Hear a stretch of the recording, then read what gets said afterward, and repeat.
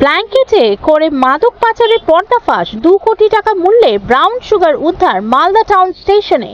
Kolkata STF এর খবরের ভিত্তিতে মালদা টাউন স্টেশনে ডাউন বিবেক এক্সপ্রেসে অভিযান চালায় মালদা জিআরপি। ট্রেন থেকে আটক করা হয় সন্দেহভাজন এক ব্যক্তিকে।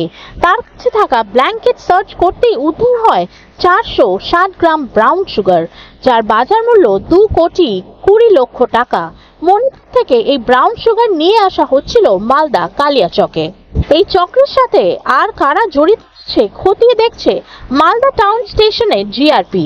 ওই যুবককে গ্রেফতার করেছে জিআরপি। আজকে আমাদের কাছে একটা খবর আসছিল কলকাতা এসটিএফ থেকে যে ভারী মাত্রা ব্রাউন সুগার যাচ্ছে ডাউন বিভাগ এক্সপ্রেসে।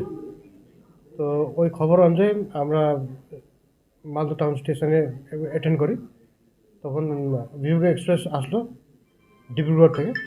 তখন আমরা একটা ছেলেকে ধরলাম, ওর কাছ থেকে 4 কেজি 460 গ্রাম মতো ব্রাউন সুগার পাওয়া গেছে। অ্যাপ্রক্সিমেট ভ্যালু কত?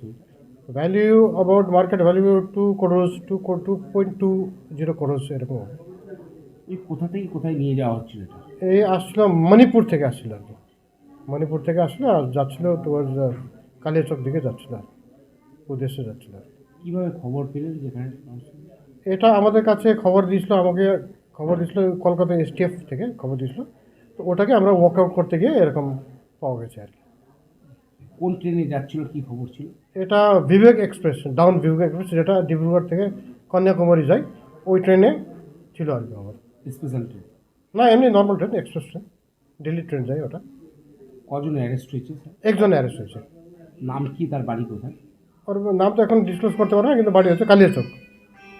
মানে একে নিয়ে আসছিল কালেচক থেকে নিয়ে আসছিল? না, মণিপুর থেকে নিয়ে আসছিল আর কি ওর কাছে। হ্যাঁ নিয়ে আসছে। হ্যাঁ। নেক্সট প্রসিডিওর কি? এখন আমরা মানে আমরা ওই জিজ্ঞাসাবাদ করবো, জিজ্ঞাসাবাদ করে কালকে কোর্টে আমরা প্রেয়ার দিয়ে একটা রিমান্ড নিব।